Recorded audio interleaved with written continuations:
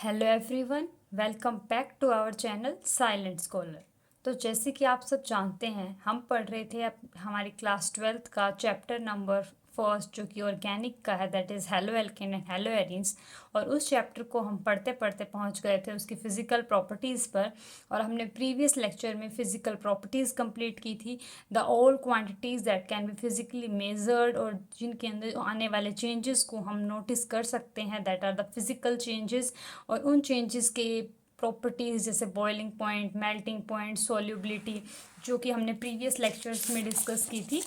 अगर आपने वो वीडियोस नहीं देखी हैं, सो आई सजेस्ट यू कि आप उन वीडियोस को देखें, क्योंकि उससे आपके बहुत सारे कॉन्सेप्ट्स में क्लैरिटी आएगी। अगर आपने उन वीडियोस को नहीं देखा है तो आई बटन पे ज़रूर क्लिक कीजिए ताकि आप प्रीवियस वीडियो तक पहुंच सकें। तो चलिए आज हम स्टार्ट करते हैं chemical reactions. Chemical reactions means the reaction in which haloalkanes and haloarenes are involve to proceed further reactions. मतलब ऐसी रिएक्शंस जिनके अंदर हमारे हेलो एल्केन और हेलो एरीन्स इन्वॉल्व होते हैं, उनके द्वारा प्रोसीड की जाने वाली रिएक्शंस को हमें यहाँ पढ़ना है।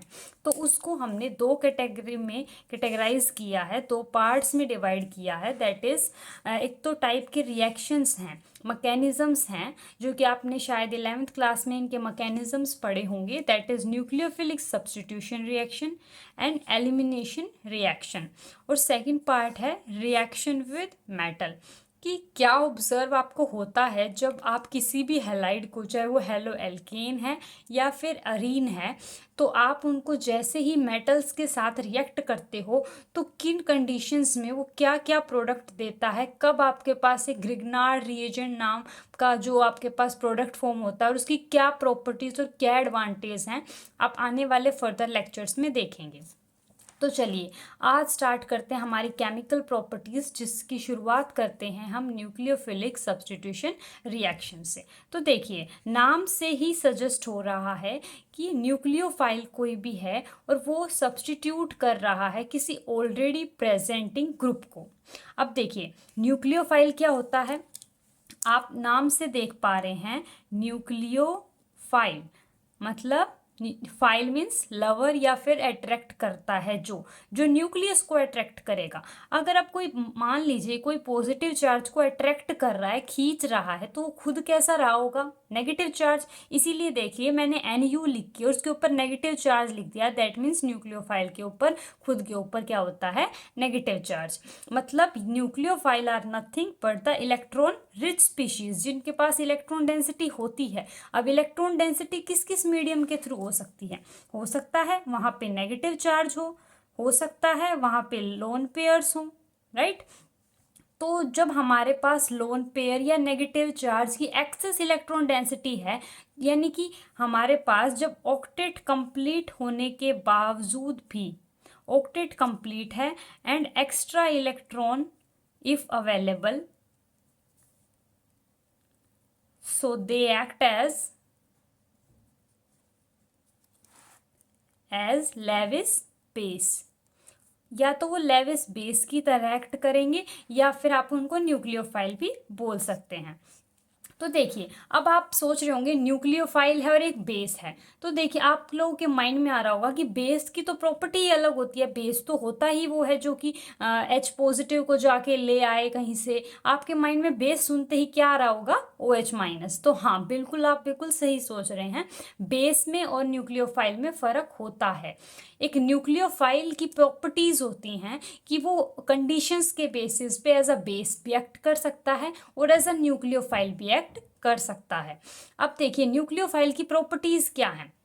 न्यूक्लियोफाइल वो कम चीज़ है, वो हमारे पास इलेक्ट्रॉन रिच स्पीशीज़ है जिसके पास हाई इलेक्ट्रॉन डेंसिटी है और वो कार्बन पे ही अटैक करता है। ये न्यूक्लियोफाइल क्या है, always attack on carbon centre. और जो आपके पास बेसिस होते हैं, वो बेस हमेशा किस पे अटैक करेंगे, जो बेस होते हैं always attack on H positive. हमेशा कोई भी बेस होगा वो H पॉजिटिव पे अटैक करेगा, और जो भी हमारे पास न्यूक्लियोफाइल होगा वो हमेशा कार्बन सेंटर पे ही अटैक करेगा। तो देखिए, अब जो हमारे पास कोई भी इलेक्ट्रॉन रिच स्पीशीज़ है, वो अगर किसी भी एग्जिस्टिंग ग्रुप को, मतलब ऑलरेडी अगर कोई ग्रुप प्रेजेंट है, उसको हटा करके, उसको लीव करा करके खुद आ जाता है, उसको सब्स्टिट्यूट कर देता है, तो ऐसे रिएक्शंस को बोलते हैं न्यूक्लियोफिलिक सब्स्टिट्यूशन रिएक्शन। सब्स्टिट्यूशन हो रहा है, रिप्लेसमेंट हो रहा है किसी एक ग्रुप का वाया किसके, न्यूक्लियोफाइल से। न्यूक्लियोफाइल ने किसी ऑलरेडी एग्जिस्टिंग ग्रुप को, जिसको आप लिविंग ग्रुप का नाम दे रहे हो, क्योंकि देखो अगर वो जाने वाला ग्रुप एक अच्छा लिविंग ग्रुप नहीं होगा, तो आप बेशक से किसी भी न्यूक्लियोफाइल को बुला लीजिए, आपकी रिएक्शन उस ईल्ड से या उस एक्सटेंट से प्रोसीड नहीं कर पाएगी। तो न्यूक्लियोफिलिक सब्स्टिट्यूशन रिएक्शन होने के लिए जितना अच्छा न्यूक्लियोफाइल होना ज़रूरी है, उतना ही ज़रूरी है कि जो जाने वाला ग्रुप है, जो लीव करने वाला ग्रुप है, that is leaving group, it should be a good leaving group. अब जो लिविंग ग्रुप होता है उसकी क्या प्रॉपर्टीज़ होती हैं? सबसे इम्पॉर्टेंट प्रॉपर्टी लिविंग ग्रुप की ये है कि जो लिविंग ग्रुप होता है, जब वो लीव करता है तो अपने साथ जो चार्ज लेके जाएगा, जनरली अपने साथ नेगेटिव चार्ज लेकर के जाता है, क्योंकि न्यूक्लियोफाइल अपने आप चार्ज लेकर के आ रहा है, तो वो जो आपके पास लिविंग ग्रुप होगा वो अपना चार्ज लेकर के जाएगा। तो ये अपने चार्ज को जब अपने साथ लेकर के जाएगा, तो वो अपने चार्ज के साथ स्टेबल होना चाहिए, ये इसकी पहली कंडीशन है। तो देखिए, जैसे कि F minus, Cl minus, Br minus, I minus. अब आयोडीन का साइज इतना बड़ा होता है, फिर फिफ्थ ऑर्बिटल में इसका लास्ट इलेक्ट्रॉन जाता है, तो आप एज्यूम कीजिए कि 1s 2s 2p 4s 4p, इस तरीके से करते करते देखिए आप न्यूक्लियस से कितनी दूर जा चुके हैं, आपका साइज कितना बढ़ चुका है। तो ये जो नेगेटिव इलेक्ट्रॉन डेंसिटी होगी उसको ईजिली हैंडल कर सकता है, इसीलिए बोला जाता है कि iodine is a good leaving group. तो लिविंग ग्रुप्स को अपने साथ जो चार्ज ले जाना है उसको हैंडल करने की टेंडेंसी भी होनी चाहिए, और उसके साथ साथ वो आउट होने के बाद, रिएक्शन के बाहर निकलने के बाद स्टेबलाइज भी होना चाहिए। तो ये था कुछ इंट्रोडक्शन हमारा न्यूक्लियोफिलिक सब्स्टिट्यूशन रिएक्शन का। तो चलिए आगे अब देखते हैं हमारा आगे प्रोसीजर क्या होने वाला है। देखिए, अभी ये जो रिएक्शन है, इसमें आपको न्यूक्लियोफिलिक सब्स्टिट्यूशन रिएक्शन का जो प्रोसीजर है वो ओवरव्यू दिख रहा है आपको, कि कोई भी इलेक्ट्रॉन रिच स्पीशीज न्यूक्लियोफाइल है, उसने कार्बन पे अटैक किया। देखिए, मैंने बोला था कोई भी carbon nucleophile always attack on carbon centre. उसने यहाँ अटैक नहीं किया, उसने कहीं और अटैक नहीं किया, सिर्फ कार्बन सेंटर पर ही अटैक किया है। ये न्यूक्लियोफाइल की प्रॉपर्टी है कि nucleophile always attack on the carbon centre. अब देखिए, इसके पास के कितने बॉन्ड्स हैं, 1 2 3 4। अगर न्यूक्लियोफाइल आके जुड़ना चाहता है तो किसी एक बॉन्ड को टूटना पड़ेगा। क्यों? क्योंकि आप खुद सोचिए, क्या कार्बन 5 बॉन्ड बना सकता है? नहीं बना सकता। ये कोई भी ग्रुप हो सकता है, CH भी हो सकता है, या कोई भी ग्रुप है, आपने R लगाया है, CH3 लगाया है, कुछ भी ग्रुप लगाया हुआ हो सकता है। अब देखिए, जैसे ही हम यहाँ इलेक्ट्रॉन ये अपने डालेगा, तो इससे ये बॉन्ड वीक हो जाएगा। क्यों हो जाएगा? और कोई बॉन्ड वीक नहीं हुआ, सिर्फ यही बॉन्ड क्यों वीक हुआ? क्योंकि ये बॉन्ड चाहता है कि मैं बाहर निकल के अपने आप खुद को सेल्फ स्टेबलाइज कर लूँ। वही ग्रुप निकलेगा जो खुद को सेल्फ स्टेबलाइज कर पाएगा। दैट मीन्स लिविंग ग्रुप हमेशा स्टेबलाइज करेगा, और हेलोजेंस की प्रॉपर्टी है खुद को as a leaving group act कराने की। इसीलिए हम यहाँ न्यूक्लियोफिलिक सब्स्टिट्यूशन रिएक्शन में हेलो एल्केन्स की इंपॉर्टेंस को देखते हुए न्यूक्लियोफिलिक सब्स्टिट्यूशन रिएक्शन पढ़ रहे हैं। तो देखिए, यहाँ पे एक इलेक्ट्रॉन रिच स्पीशीज ने किस तरीके से आके अटैक किया, आप देख पा रहे हैं ना। इसीलिए इस रिएक्शन को नाम दिया गया है न्यूक्लियोफिलिक सब्स्टिट्यूशन रिएक्शन। ठीक है, अब आप देखिए, ये कुछ इंपॉर्टेंट रिएक्शंस हैं, जैसे कि आपने हमारे पास जो रिएक्टेंट है उसको हमारे पास एल्काइल हैलाइड ही मानना है, और उसके अंदर डिफरेंट डिफरेंट रिएजेंट्स ऐड करते जाना है। दैट मीन्स आप लिविंग ग्रुप तो हर जगह सेम रख रहे हो, पर आप न्यूक्लियोफाइल हर जगह डिफरेंट लेके चल रहे हो। तो आपके पास प्रोडक्ट्स क्या क्या आएंगे, ये उनके कुछ जनरलाइज एग्जाम्पल हैं, ताकि आपको ये अंडरस्टैंडिंग हो जाए कि किस तरीके के प्रोडक्ट्स आप फॉर्म कर सकते हो बिना किसी मैकेनिज्म की हेल्प से। बस एक सिंपल अंडरस्टैंडिंग और सिंपल आइडिया जो कि रिएक्शन का हमने अभी समझा उससे। तो देखिए, इन सब में क्या हो रहा है कि जो कार्बन है यहाँ पे वो sp3 हाइब्रिडाइज्ड है। हमें कैसे पता हुआ sp3 है? क्या यहाँ पे कोई भी अनसेचुरेशन है? नहीं। R कोई भी अल्काइल ग्रुप है and alkyl group is sp3 hybridised carbon atom here. तो देखिए RX है, NaOH जैसे ही डालेंगे तो आपको पता है कैसे एग्जिस्ट करता है ये, Na पॉजिटिव OH माइनस। तो जो OH माइनस है ये जो सॉल्यूशन में एज अ न्यूक्लियोफाइल एक्ट करेगा, इस R पे अटैक करेगा और X को बाहर निकाल देगा, जिस वजह से हमारे पास NaX तो बच जाएगा क्योंकि X माइनस होगा, Na पॉजिटिव और X माइनस जुड़ जाएंगे। और अगर मान लीजिए X माइनस एक Cl माइनस होता तो Na पॉजिटिव और Cl माइनस मिलके सोल्ट बना लेते और सोल्ट क्या हो जाता? सेपरेट आउट हो जाता। बचा क्या? R और OH। तो देखिए प्राइमरी अल्कोहल बन गया। सिमिलरली आप H2O को कैसे तोड़ सकते हैं? H पॉजिटिव OH माइनस, तो ऐसे ही अटैक हो जाएगा OH माइनस का, यहाँ ये बाहर निकल जाएगा, HX जुड़ जाएंगे, ROH फॉर्म हो जाएगा। इससे आप ये भी आइडिया लगा सकते हैं कि अल्कोहल की प्रिपरेशन अगर आपको हैलाइड से करनी है तो आप क्या क्या रिएजेंट्स डाल सकते हो। आप NaOH डालिए या वाटर डालिए, आपको अल्कोहल ही ऑब्टेन होगा। ऐसे ही देखिए NaOR है कोई भी, ये इसको आप क्या बोलते हैं? सोडियम एल्कोक्साइड अगर आप बोलोगे। तो जब आप इसको आप देखोगे तो ये Na पॉजिटिव OR माइनस से एक्ट करेगा, ये यहाँ जाके अटैक करेगा, ये इसका रिमूवल हो जाएगा, ये बना ROR। ऐसे चीज़ों को हम क्या बोलते हैं? ऐसे स्ट्रक्चर को, ऐसे कंपाउंड्स को हम बोलते हैं ईथर, जो कि OR की फॉर्म में होते हैं, जहाँ पे ये R सिमेट्रिकल भी हो सकते हैं, दोनों साइड सेम भी हो सकते हैं और डिफरेंट भी हो सकते हैं। हम नेक्स्ट चैप्टर जो कि हमारा अल्कोहल फिनोल ईथर्स है, उसमें हम ईथर के बारे में कंप्लीट इंफॉर्मेशन गेन करेंगे कि किस तरीके से ईथर्स का नोमेनक्लेचर होता है, कैसे उनकी reactivity, chemical properties and so many things.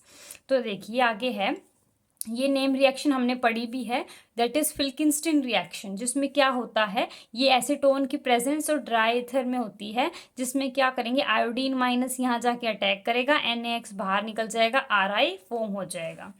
ये अब क्या हमारे पास? अमोनिया है, NH इसके लोन पेयर्स यहाँ अटैक करेंगे कार्बन पे, ये बाहर निकल जाएगा, नाइट्रोजन पे पॉजिटिव चार्ज आ जाएगा, एक H पॉजिटिव H इसके पॉजिटिव चार्ज को न्यूट्रलाइज करने के लिए बाहर जाएगा, एक H और X मिलके HX बना देंगे, यहाँ क्या बन जाएगा? RNH2। अब ये RNH2 हमारे पास क्या है? Primary amine. जब ये RX के साथ ऐड करेंगे तो सेकेंडरी अमीन बन जाएगा। सिमिलरली यहाँ भी यही होगा, ये R के जो लोन पेयर होंगे वो यहाँ अटैक करेंगे, ये बाहर निकलेगा, यहाँ का एक H और ये X आपस में जुड़ जाएंगे और NHR हमारे पास R के साथ जुड़ जाएगा। अब देखिए ये भी सिमिलरली ऐसे ये सेकेंडरी को यूज़ किया तो टर्शरी बना दिया। अब ये जो दो रिएक्शन है ये काफ़ी इंपॉर्टेंट है, आप इन्हें देखिए। RX के साथ अगर आप KCN डाल रहे हैं तो आपको RCN ऑब्टेन हो रहा है। अगर आप RX में AgCN डाल रहे हैं तो आपको RNC ऑब्टेन हो रहा है। पहले तो आप ये समझ लीजिए कि ये जो CN है और ये जो NC हैं, इनके आप नाइट्राइल और आइसोनाइट्राइल नाम कैसे दे रहे हैं? यहाँ कार्बन के थ्रू बॉन्डिंग हो रही है, कार्बन ने अपने इलेक्ट्रॉन डोनेट किए, कार्बन ने अटैक किया है, यानी कि CN माइनस, कार्बन पे माइनस था, उसने R पे अटैक किया और X बाहर गया, K और X जुड़ गए और RCN हमारा प्रोडक्ट बन गया। अगर कार्बन की बॉन्डिंग R से हो रही है तो नाइट्राइल बोला जाएगा, अगर नाइट्रोजन की R से हो रही है तो आइसोनाइट्राइल बोला जाएगा। अब ये क्या क्यों ऐसे हुआ है कि दोनों के अंदर लगना तो CN को ही था, पर KCN डालने से तो RCN लगा और AgCN डालने से RCN लगा। यहाँ पे जो अटैक करने के साइट्स हैं वो अलग अलग क्यों हो गए, क्या रीज़न है? और ये CN के अंदर ही ऐसी दो पोजीशंस हैं जो कि अलग अलग रिएजेंट्स में अलग अलग प्रोडक्ट्स दे रही हैं। अब हमें ये जानना भी ज़रूरी है कि CN किस टाइप का हमारे पास सब्सटेंस है, रिएजेंट है, मॉलिक्यूल है, कि इसमें दो साइड्स हैं, इसमें इसके दो, यूँ समझ लीजिए इसके दो हाथ हैं और अलग अलग एक टाइम पे किसी हाथ को यूज़ कर सकता है, यानी CN जो है लेफ्ट हैंडेड भी है और राइट हैंडेड भी है। जब चाहे वो C के थ्रू भी अटैक कर सकता है और जब चाहे N के थ्रू भी अटैक कर सकता है। तो ऐसे न्यूक्लियोफाइल्स को, ऐसे लिगेंड्स को हम क्या बोलते हैं, अब हम वो देखेंगे। अब देखिए हमारे पास लिखा है कि ये जो ग्रुप हैं, जो साइनाइड और नाइट्राइल्स जैसे जो ग्रुप हैं, उनको हम क्या बोलते हैं? इनको हम बोलते हैं एम्बीडेंटेड न्यूक्लियोफाइल। अब देखिए आप, जो CN का जो स्ट्रक्चर होता है, एग्जैक्ट स्ट्रक्चर, वो कुछ इस तरीके से होता है। C डबल बॉन्ड N, और N के ऊपर लोन पेयर है और एक्सेस इलेक्ट्रॉन डेंसिटी है, जिसकी वजह से नाइट्रोजन पे माइनस चार्ज है। अब ये माइनस चार्ज जैसे ही यहाँ आता है रेजोनेंस में, तो ट्रिपल बॉन्ड आ जाता है और कार्बन पे नेगेटिव चार्ज आ जाता है। अब देखिए, जब हमारे पास कार्बन के ऊपर इलेक्ट्रॉन डेंसिटी नहीं थी इनिशियली, नाइट्रोजन पे नेगेटिव चार्ज था, तो जब भी अटैक होगा तो नाइट्रोजन साइड से होगा, क्योंकि ये न्यूक्लियोफाइल की तरह एक्ट करेगा। तो हम इसको बोल देते हैं साइनाइड, राइट। अगर अब कार्बन की साइड से अटैक हुआ तो हमारे पास नाइट्राइल बना, जिसको हमने प्रोडक्ट में भी लिखा हुआ है, देखिए, दैट इज नाइट्राइल और आइसोनाइट्राइल। तो मैंने यही आपको बताया हुआ है कि जब कार्बन से अटैक होता है तो हम उसको बोलते हैं नाइट्राइल। तो ऐसा, इसके दो रेजोनेटिंग स्ट्रक्चर हैं, एक में कार्बन पे इलेक्ट्रॉन डेंसिटी ज़्यादा है, एक में नाइट्रोजन पे ज़्यादा है। तो अटैक तो होने की प्रोबेबिलिटी दोनों रेजोनेटिंग स्ट्रक्चर से है। तो ऐसे टाइप के न्यूक्लियोफाइल जिसमें दो अटैकिंग साइट्स होती हैं, पर डिपेंडिंग अपॉन रिएजेंट और डिपेंडिंग अपॉन कंडीशन ये डिफर करता रहता है, ये अपने आप की रिएक्शन की कंडीशन के अकॉर्डिंग खुद को ढाल लेता है। अगर इसको लगता है कि रिएक्शन में तुझे कार्बन के साइड से अटैक करना है, तो ये नाइट्राइल टाइप का प्रोडक्ट बनाता है। N के साइड से अटैक करता है, साइनाइड या आइसोनाइट्राइल टाइप का प्रोडक्ट बनाता है। तो ऐसे लिगेंड्स को जो एक टाइम पे करते तो कहीं एक साइड से ही अटैक हैं, पर उनके पास चॉइस दोनों टाइप से अटैक करने की होती है, उनको हम बोलते हैं एम्बीडेंटेट। डेंटेट मीन्स होता है दांत चुबोना, आप ऐसे समझ सकते हो, दांत चुबोना। तो ये दो तरीके से दांत चुबो सकता है किसी भी रिएजेंट पे। तो इसके पास दो साइड्स हैं, तो डेंटिसिटी इसकी 2 है, और एम्बी मीन्स ये इसके पास 2 पॉसिबिलिटीज हैं, तो एम्बीडेंटेट लिगेंड। CN और NC एग्जाम्पल हो गए, और इसका एक और एग्जाम्पल है नाइट्राइल्स। देखिए NO2 या ONO, यहाँ पे N के थ्रू हमारे पास क्या हो रही है, बॉन्डिंग हो रही है। ONO में O की तरफ से क्या हो रही है, बॉन्डिंग हो रही है। अब हमारा जो क्वेश्चन था वो ये था कि हेलो एल्केन्स ने जब KCN के साथ रिएक्ट किया तो RCN दिया, और अब जब RX ने AgCN के साथ रिएक्ट किया तो RNC दिया। एक में साइनाइड या फिर नाइट्राइल टाइप का प्रोडक्ट मिल रहा है, दूसरे ही केस में आपको आइसोनाइट्राइल या आइसोसाइनाइड टाइप का प्रोडक्ट मिल रहा है। ऐसा क्यों? तो इसका रीज़न समझिए।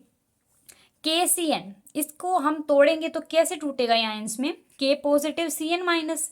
अब आप मुझे एक बात बताइए, जो पोटेशियम है वो कौन से ब्लॉक का एलिमेंट है? ये S ब्लॉक का एलिमेंट है। S ब्लॉक में भी दो टाइप की कैटेगरी होती है, alkaline metal and alkaline earth metal. तो ये जो K पॉजिटिव है, सोडियम, पोटेशियम, ये सब किसके एलिमेंट्स होते हैं? हमारे अल्कलाइन मेटल। तो अल्कलाइन मेटल जो हैं वो हमारे पास ग्रुप 1 में आते हैं, और these are the on the left side of the periodic table. तो कि ये जो हैं बहुत इनका बड़ा साइज होता है, इजीली आयनाइज हो सकते हैं, तो ये आयनिक करेक्टर शो करते हैं, इनका हाई मेटल करेक्टर होता है। अब इनका मेटालिक करेक्टर ज़्यादा है, मतलब ये अपने अंदर से इलेक्ट्रॉन बहुत इजीली लूज कर देते हैं, जिस वजह से K के अंदर से अगर इलेक्ट्रॉन चला जाएगा तो K पॉजिटिव प्लस इलेक्ट्रॉन बचेगा। तो ये काफ़ी आसानी से आयंस की फॉर्म में एग्जिस्ट करने की टेंडेंसी रखता है। तो अगर ये आयंस को डोनेट करने की टेंडेंसी रखता है, मतलब इस फॉर्म में आके ये खुश है, ये रहना चाहता है, बहुत इजीली इस फॉर्म में आ जाएगा। और अगर इस फॉर्म में आ गया तो CN माइनस का मतलब आप याद ये समझिए कि जब CN पे माइनस है तो कार्बन पे माइनस है, और अटैक इस फॉर्म से हो रहा है। और आपको पता है जब कार्बन से अटैक होता है तो वो साइनाइड या नाइट्राइल फॉर्म कहलाती है। आप देखिए AgCN में ऐसा क्या हुआ, तो देखिए हमारे पास कि AgCN में कार्बन सेंटर से अटैक ना हो करके नाइट्रोजन सेंटर से अटैक हुआ, और हमारे पास प्रोडक्ट बना आइसोनाइट्राइल, आइसोसाइनाइड। तो इस तरीके के प्रोडक्ट क्यों बने? तो देखिए Ag जो है वो D ब्लॉक का एलिमेंट है, अब ये डी ब्लॉक का है, ट्रांजिशन एलिमेंट है, इसका साइज भी छोटा है, इसके अंदर टेंडेंसी नहीं है कि ये आसानी से आयन की फॉर्म में आ जाए। अब ये आयन की फॉर्म में नहीं आएगा तो Cn पे माइनस चार्ज नहीं आएगा, और Cn माइनस का मतलब होता है कार्बन पे माइनस। अगर Cn नॉर्मल है तो वो इस तरीके से एग्जिस्ट करेगा, और हमारे पास नाइट्रोजन पे लोन पेयर होगा। ये कोवलेंट टाइप का कंपाउंड है। KCN आयनिक था, इसका आयंस में एग्जिस्ट कर रहा था, कार्बन से अटैक पॉसिबल था। यहाँ नाइट्रोजन से अटैक होगा just because this is covalent in nature. अगर नाइट्रोजन से अटैक हमारे पास पॉसिबल है तो हमारे पास कैसा प्रोडक्ट बनेगा, आइसोसाइनाइड टाइप का प्रोडक्ट बनेगा। तो चलिए, अब ये हमने पढ़ लिया। अब हमें पढ़ना है जो हमें बेसिक हमारा आइडिया है कि जो हमारे पास न्यूक्लियोफिलिक सब्स्टिट्यूशन रिएक्शन अक्कर हो रही है वो किन किन मेथड से होती है और किस प्रोसीजर के थ्रू होती है। अब हमने तो ये देखा था बस कि हमारे पास कोई भी RX था और न्यूक्लियोफाइल आ रहा था और वो आके अटैक कर दे रहा था और इसका रिमूवल हो जा रहा था, और हमारे पास R न्यूक्लियोफाइल बन के और X माइनस बाहर चला जा रहा था। पर ये रिएक्शन होने के भी दो तरीके हैं, दो प्रोसेस हैं। दोनों प्रोसेस डिपेंड करेंगे कि आपके पास ये क्या है, स्टार्टिंग मटेरियल क्या है, उसके अकॉर्डिंग रिएक्शन किस पाथ से जाएगी वो भी डिसाइड किया जा सकता है। देखिए, अब नाम से देखते हैं SN1 एंड SN2 रिएक्शन। तो देखिए, नाम ही सजेस्ट कर रहा है इनका SN1, S for substitution, N for nucleophilic, और ये जो मैंने सब्सक्रिप्ट में ऊपर 1 लगाया है या 2 लगाया है ये दिखा रहा है यूनिमोलिकुलर रिएक्शन और बायमोलिकुलर रिएक्शन। ये यूनिमोलिकुलर का मतलब होता है जब किसी रिएक्शन का रेट, किसी रिएक्शन के होने का दर किसी एक ही चीज पर, किसी एक ही रिएक्टेंट पर डिपेंड करे, उसको बोलते हैं unimolecular reaction.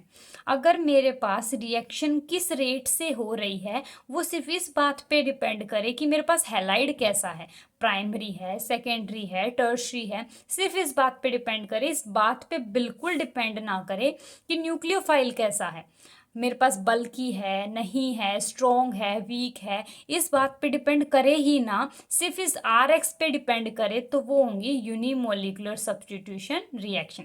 Unimolecular substitution nucleophilic reaction, unimolecular nucleophilic substitution reaction, इस तरीके से आप इनकी नेमिंग करेंगे। Bimolecular nucleophilic substitution reaction. अब देखिए कुछ इनके डिफरेंसेस देख लीजिए। ये होती है 2 स्टेप प्रोसेस, ये होती है एक सिंगल स्टेप प्रोसेस। अब ये सिंगल स्टेप कैसे होती है, देखिए इसमें कुछ ऐसे होता है कि न्यूक्लियोफाइल जो है वो बैक साइड से अटैक करता है, पीछे से आता है और अटैक करता है और इस X माइनस को बाहर निकालता है। अब ये जो X माइनस बाहर निकलता है एकदम से बाहर नहीं निकल जाता है, इसमें एक ट्रांजिशन स्टेट बनती है, बदलाव की स्थिति बनती है, जिसके अंदर ना ही कोई बॉन्ड पूरी तरह टूटता है और ना ही पूरी तरह बनता है, बस बनने की स्थिति में होता है, मतलब बन रहा होता है। न्यूक्लियोफाइल और R के बीच में कुछ कुछ बॉन्ड बनने लगेगा और इनके बीच का कुछ कुछ बॉन्ड टूटने लगेगा। इस टाइप की स्टेट को हम बोलते हैं ट्रांजिशन स्टेट। अगर मैं ग्राफ पेपर पे दिखाऊं कि इधर तो मेरे पास एनर्जी है और इधर मेरे पास रिएक्शन कोऑर्डिनेट्स हैं, तो जो मेरे पास इस चीज़ को मैं शो करूंगी, कैसे शो करूंगी, मान लीजिए यहाँ मेरा रिएक्टेंट था RX और ये रिएक्शन कुछ ऐसे होगी। प्रोडक्ट की एनर्जी हमेशा रिएक्टेंट से कम, जितनी प्रोडक्ट की एनर्जी कम उतना ज़्यादा वो स्टेबल। तो जो प्रोडक्ट है वो रिएक्टेंट से ज़्यादा स्टेबल मैंने दिखा दिया है। मैंने ऐसा क्यों दिखाया, कोई भी रिएक्शन फॉरवर्ड तभी प्रोसीड करती है जब उससे बनने वाली चीज़ स्टेबल होगी। अगर आपको पढ़ाई से कुछ फ़ायदा होगा, आपको कुछ स्टेबिलिटी मिलेगी, आपकी एनर्जी कम हो लगेगी फ्यूचर में, तभी तो आप पढ़ रहे हो। तो यही है हमारे पास रिएक्शंस के साथ भी है कि अगर रिएक्टेंट्स को लगेगा कि प्रोडक्ट बनने से उन्हें कुछ फ़ायदा है, उनकी एनर्जी डिक्रीज़ हो रही है, क्योंकि यूनिवर्स में हर कोई अपनी एनर्जी को डिक्रीज़ करना चाहता है, स्टेबल करना चाहता है, तो प्रोडक्ट्स अगर स्टेबल हैं तो रिएक्शन फॉरवर्ड प्रोसीड करेगी। तो देखिए ये जो हमारे पास बैरियर दिखाया है, ये रिएक्शन को होने के लिए चाहने वाले बैरियर होता है, that is energy of activation energy. अब यहाँ जो ये है ना, ये जो आप पीक देख पा रहे हो, ये है हमारे पास ट्रांजिशन स्टेट। ये जो आधा बॉन्ड बन रहा होता है और इसका बॉन्ड टूट रहा होता है, ये इस ट्रांजिशन स्टेट पर जा करके होता है, राइट। अब आगे देखिए, यहाँ प्रोडक्ट में हमारे पास ये R न्यूक्लियोफाइल बन जाता है। अब आप देखिए, क्या इस रिएक्शन में कोई भी आयंस इन्वॉल्व हुए? हमारे पास ट्रांजिशन स्टेट से लेके रिएक्टेंट प्रोडक्ट में कोई भी आयन था? नहीं था। तो अगर आयन ही नहीं है तो इनको जिस सॉल्यूशन में लेंगे वो प्रोटिक नहीं होगा तो भी चलेगा, मतलब ए प्रोटिक होना चाहिए सोलवेंट। ए प्रोटिक मतलब जिसमें आयंस ना हो, जो कि आपके पास कोवलेंट टाइप का हो, जिसके अंदर इन सबको हम आसानी से डिसोल्व कर सकते हैं, जैसे कि बेंजीन, टोलवीन, यानी नॉन पोलर टाइप का आपको क्या लेना है? सोलवेंट लेना है। आप ए प्रोटिक ना समझ पाए तो नॉन पोलर लिख सकते हैं कि आपको नॉन पोलर टाइप का सोलवेंट यहाँ रिक्वायर्ड है। वहीं अगर हम SN1 टाइप में देखें तो रिएक्शन 2 स्टेप्स में होती है। 2 स्टेप्स में कैसे? यहाँ इंटरमीडिएट बनता है, दैट इज कार्बोकेटाइन। यहाँ कोई इंटरमीडिएट नहीं बना था, रिएक्शन सिंगल स्टेप में हो गई थी वाया ट्रांजिशन स्टेट। तो यहाँ कार्बोकेटाइन फॉर्म होता है। और मैंने आपको हर बार बोला है कि रिएक्शन में अगर कोई भी इंटरमीडिएट बन रहा है तो रिएक्शन किस रेट से होगी, क्यों होगी या नहीं होगी, सब कार्बोकेटाइन की स्टेबिलिटी पे डिपेंड करता है। तो जो यहाँ रिएक्शन का रेट डिटरमाइनिंग स्टेप होगा वो स्लो स्टेप होगा और वो कार्बोकेटाइन का बनने वाला स्टेप होगा।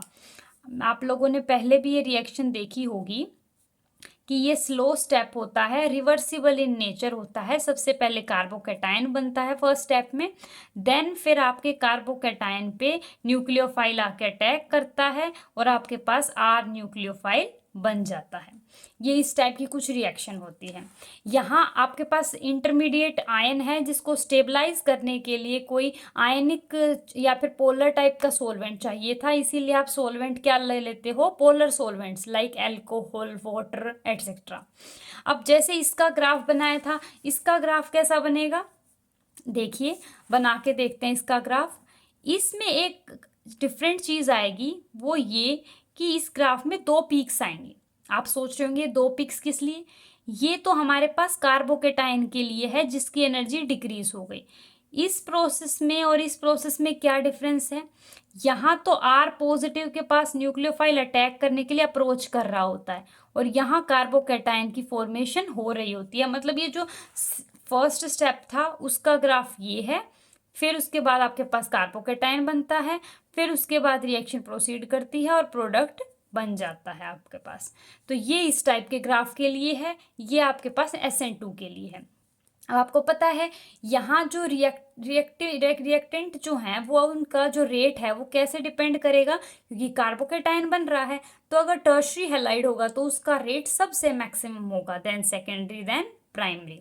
SN2 में इसका जस्ट रिवर्स होगा, primary then secondary then tertiary. इसका रीज़न क्या है?